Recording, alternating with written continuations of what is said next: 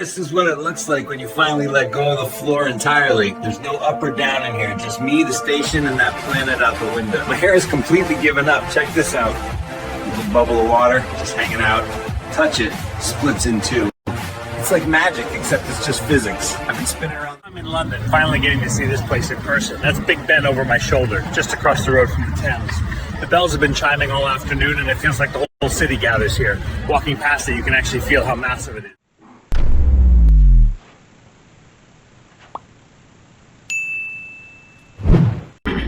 Alright guys, it is springtime, so that means it is time to treat your drain line to the sewer, the main sewer, with some root kill. So those of you that watch me know I do this twice a year. I do it once in the spring and once in the fall. Keep the drain line clear of roots so I don't get no clogs. Plus it's also a way to check your pipe here, make sure it's not being blocked at all. Which it's not, it's wide open.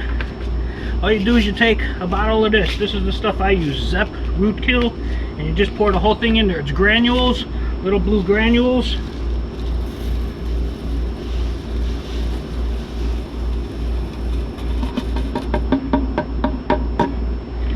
Pour the whole thing in there. What that does now, as you use your house, as you flush your toilets, use your sink, shower, washing machine, that water will start pushing those granules down the pipe all the way out to the street.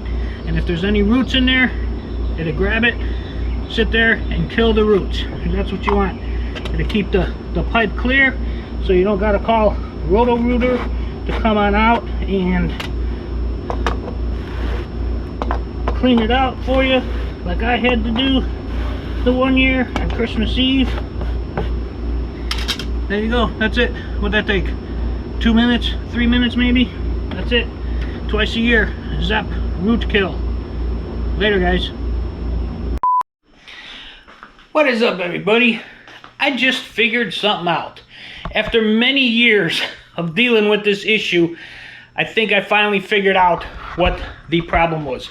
For those of you that have been following me, you know my home AC, I've been trying to get it to cool the house down more, under 80 degrees in the middle of summer. Middle of summer, it will not go below 80 degrees and the thing runs all day long. As if you remember, I replaced those vents to let more air come into the house. I also turned the fan speed up and my unit here inside, turned it from medium to high. Now, this unit was put in probably 10-ish years ago, give or take, and at that time I knew nothing about air conditioning units. Sizes, Sears, you know, tiers, whatever. Knew nothing of what it worked. Hired somebody, they looked at my old system, they got this one, put this one in. I didn't know any better. Should have been fine, but like since then it's a struggle to keep my house cool. I walk into, you know, my neighbors' houses, my friends' houses, you could feel nice and cool, nice and cold. My house does not get that way, and I think I just figured out why.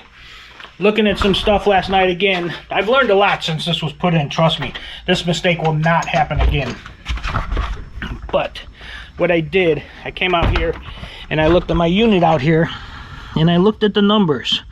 If you look at the model number, you see that 24 right there? Get it in there. That means this is a 2-ton system. Okay, my house is just under 2,000 square feet. It's like 1,992. The size unit that should be for my house is a minimum of 3.5 ton. That is a 2-ton. It is 1.5 tons smaller than what I need to cool my house, and that is why it won't keep my house cool. It won't go below 80 degrees. So I'm not going to replace that. It's still working. I mean, and with me being by myself now, I don't run it as much as I did before, like when my dad was alive, because he wanted to try to keep it cool, and the house was just not getting cool, and I know that. Now I know why. That unit is about half the size as it should be. But I'm not going to replace it. you're looking at $7,000, $8,000, $9,000 to replace it to get a 3.5 ton like the size that I need. I'm not going to replace it. I just deal with it. I got the window unit in the bedroom that I use at night. That's working fantastic. During the day in the house, if I know I'm going to be in the house, or if I know I got people coming over, I'll turn it on early in the morning and get that house down. If once I get it down the temperature, like in the high 70s, it'll stay 78, 80 the rest of the day. The thing is, I don't turn mine on till the middle of the day most of the time, because for me, if it's 80, 81, 82 degrees in the house, it's fine for me. I just turn it on when it starts getting up there, 85, 86, I'll turn it, and it'll bring it down to 81, 82. But yeah, that's the problem. The unit is too small for the house. And, you know, I hired the guy, I trusted him. I didn't know anything at the time, like I said, about it. So, live and learn, live and learn. But if it does ever go out, and I'm still here, sure as it's going to be the right size unit. Later, guys.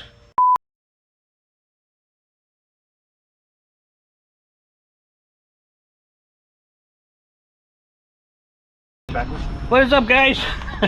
We are here working on the Jeep today. We are replacing the headlights, replacing the fog lights. What else are we doing? Putting in a new air horn. A PA. And a PA system. We already got this started. First thing we had to do was unbolt the engine, dismount it, and move it back about 1.5 inches so we can get the clearance to the headlights. So that's what we did. We did that all before, and we've been working on this already. That's why it's kind of halfway torn apart. But right now I'm working on getting this fog light out. What are you working on? He's working on a fog light over there too. We already got the headlights out, so we're gonna keep on digging in here. Can't wait too long because we can't keep that engine up on the blocks for too long.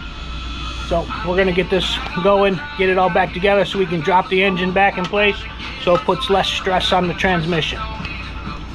Here we go. Putting in the headlight. Gonna test it, see if it works.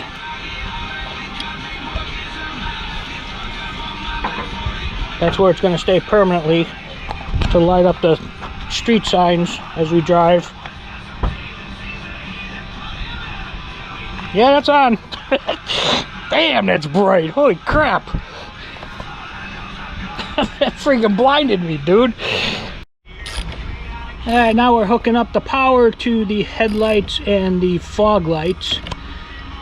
And then after we test them, then we can pull the engine back forward that inch and drop it back down onto the mounts and get that reinstalled to the frame, and then we can start putting the headlights and everything back in.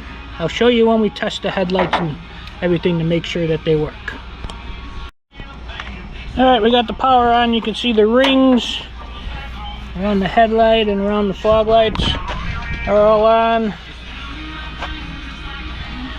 The rings are the turn signals, right? Yeah, let me do that. So we're going to check these out to make sure that they blink with the turn signals. I might need this key for that. Yeah, you probably will. Right, time out. Enjoy this brief soccer clip from 1908.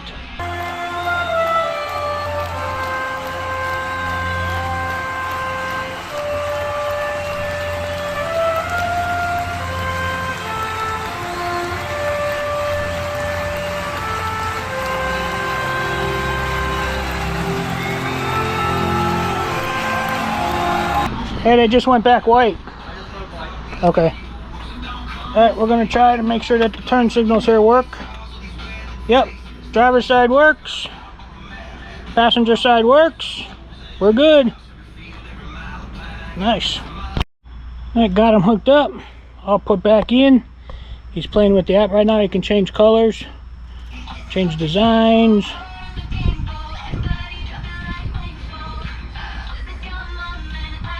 Pretty cool. Pretty cool. Alright, we are now hooking up the police siren here so that if we see any cute girls on the road, we can flash the blue lights around the headlights and turn the siren on and pull them over and get their phone number. So that's what we're doing now. And we are not stalkers. We are not fake policemen. There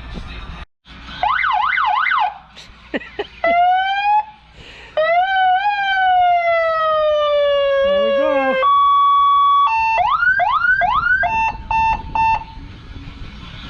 It works. Alright guys, we got it all back together. We got the engine back down on the mounts. That took a little bit. We had to bounce on the car a little bit to get it to rock back into place, but it worked. The headlights installed, siren installed, train horn installed. We are now done. We're gonna go have a beer.